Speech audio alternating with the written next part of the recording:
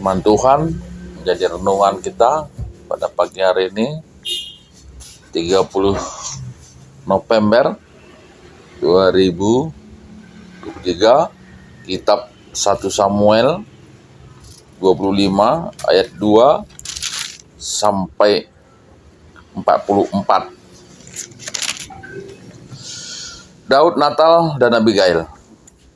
Ketika itu ada seorang laki-laki di Maon yang mempunyai perusahaan di Karmel. Orang itu sangat kaya. Ia mempunyai 3.000 ekor domba dan 1.000 ekor kambing. Ia ada di Karmel pada pengguntingan bulu dombanya. Nama orang itu Nabal dan nama istrinya Abigail. Perempuan itu bijak dan cantik, tetapi laki-laki itu kasar dan jahat kelakuannya. Ia seorang keturunan Kaleb.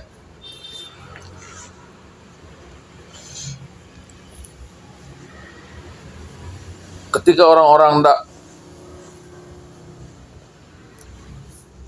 baru-baru ini aku mendengar bahwa engkau mengadakan pengguntingan bulu domba, adapun gembala-gembalamu yang ada dengan kami tidak kami ganggu, dan tidak ada sesuatu yang hilang daripada mereka sama mereka ada di Karmel. Tanyakanlah kepada orang-orangmu, mereka tentu akan memberitahukan kepadamu. Sebab itu biarlah orang-orang ini mendapat belas kasihanmu. Bukankah kami ini datang pada hari raya? Berikanlah kepada hamba-hambamu ini dan kepada anak-anakmu Daud yang ada padamu. Tetapi Nabal menjawab, anak buah Daud itu, katanya, siapakah Daud? Siapakah anak Isai itu? Pada waktu sekarang ini ada banyak hamba-hamba yang lari dari tuannya. Masakan aku mengambil roti dan air minumanku dan hewan bantaian yang kubantai bagi orang-orang pengguntingku untuk memberikannya kepada orang-orang yang aku tidak tahu dari mana mereka datang. Tetapi kepada Abigail, istri Nabal, telah diberitahukan oleh salah seorang bujangnya, katanya, ketahuilah, Daud menyuruh orang dari padang gurun untuk memberi salam kepada tuan kita, tetapi ia memaki-maki mereka. Padahal orang-orang itu sangat baik kepada kami, mereka tidak mengganggu kami dan kami tidak kehilangan apa-apa selama kami lalu lalang di dekat mereka ketika kami ada di ladang. Mereka seperti pagar tembok sekeliling kami siang malam selama kami menggembalakan domba-domba di dekat mereka. Ketika perempuan itu menunggang keledainya turun dengan terlindung oleh gunung, tampaklah Daud dan orang-orangnya turun ke arahnya, dan perempuan itu bertemu dengan mereka. Daud tadinya telah berkata, sia-sialah aku melindungi segala kepunyaan orang ini di padang gurun, sehingga tidak ada sesuatu pun yang hilang daripada kepunyaannya. Ia membalas kebaikanku dengan kejahatan. Beginilah kiranya Allah menghukum Daud, bahkan lebih lagi daripada itu, jika aku tinggalkan hidup sampai pagi, seorang laki-laki saja pun dari semua yang ada padanya. Janganlah kiranya Tuanku menghindahkan Nabal, orang yang dursila itu, sebab seperti namanya demikianlah ia, Nabal namanya, dan bebal orangnya. Tetapi pada waktu pagi ketika sudah hilang mabuk Nabal itu, diceritakanlah kepadanya oleh istrinya segala perkara itu, lalu terhentilah jantungnya dan dalam dada, dan ia membantu. Dan kira-kira 10 hari sesudah itu Tuhan memukul Nabal sehingga ia mati. Ketika didengar Daud bahwa Nabal telah mati, berkatalah ia, terpujilah Tuhan yang membela aku dalam perkara penghinaan Nabal terhadap aku dan yang mencegah hambanya daripada berbuat jahat. Tuhan telah membalikkan kejahatan Nabal ke atas kepalanya sendiri.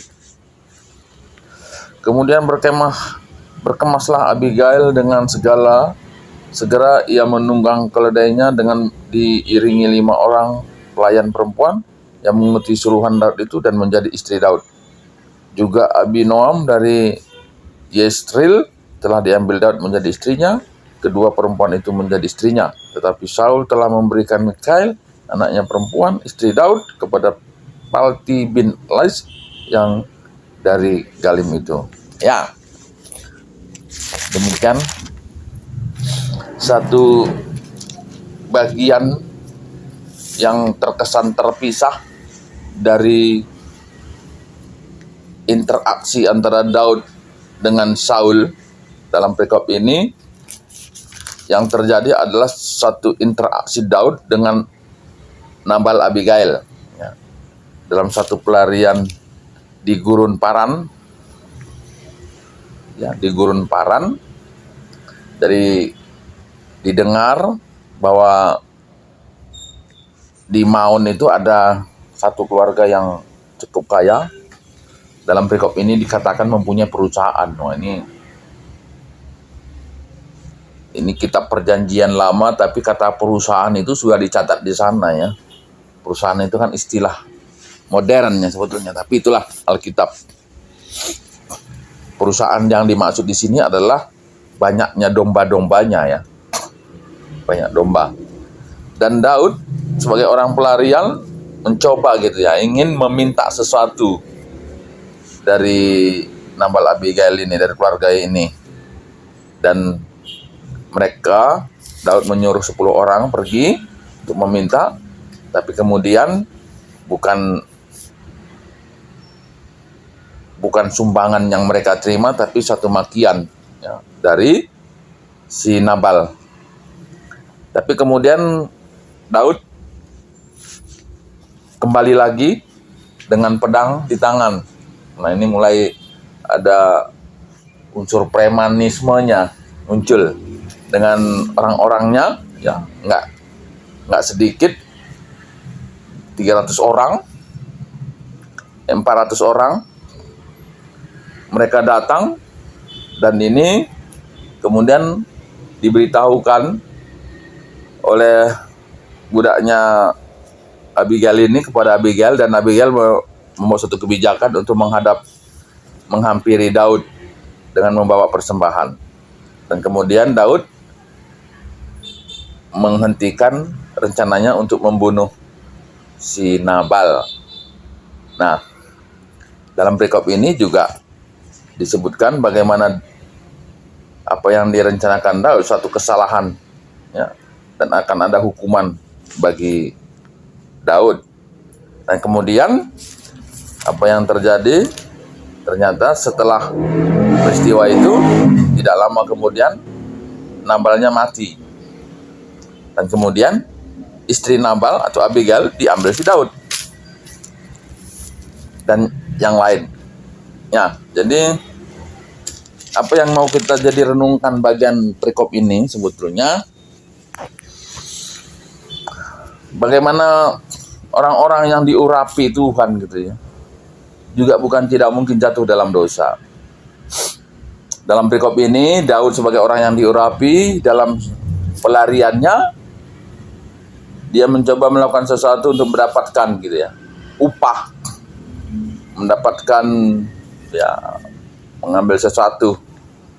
Nah, mungkin apakah ini bukan persis seperti kalau zaman sekarang itu detaser gitu, ya, detaser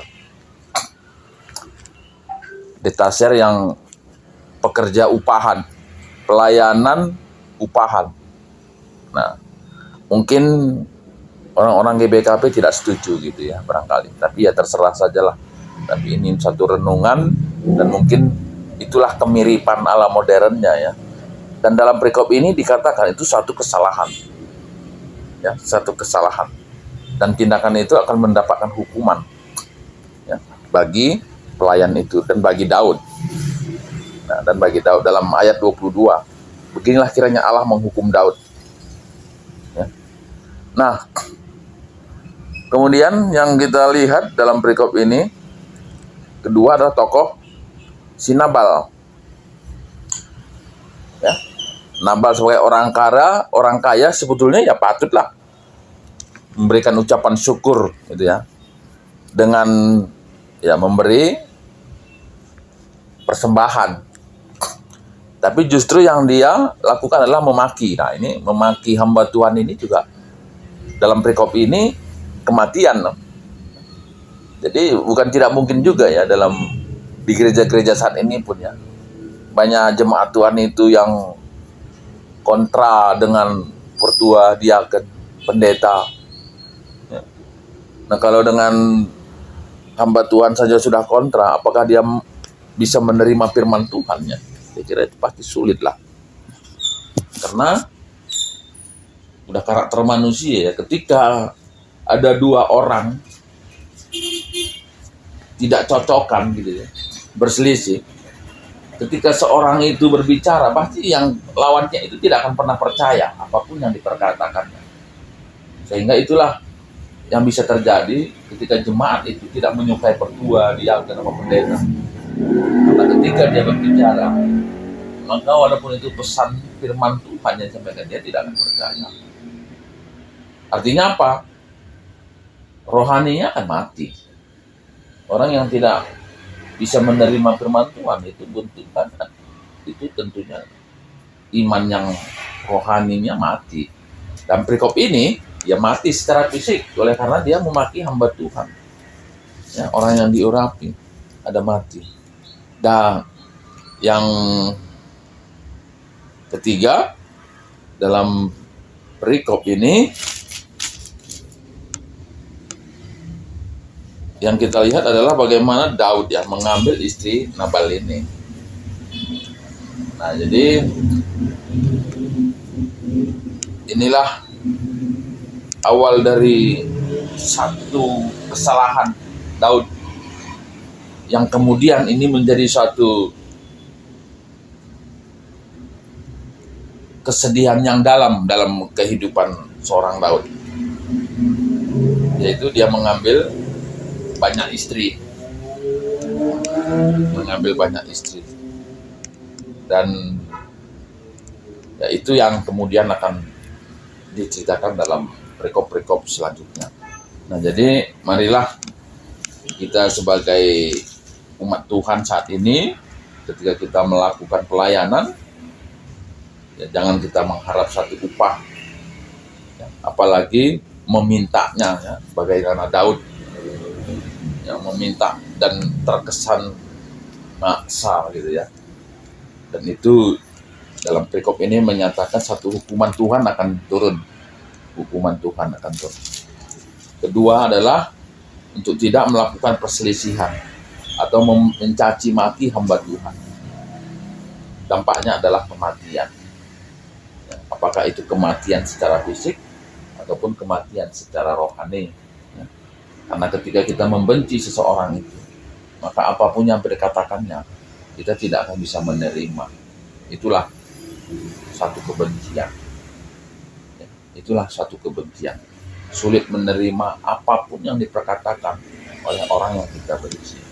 Ketuahan kalau semegikan kata dibata dengan semakai kenca bas keluar tetap hari. Haleluya. Amin.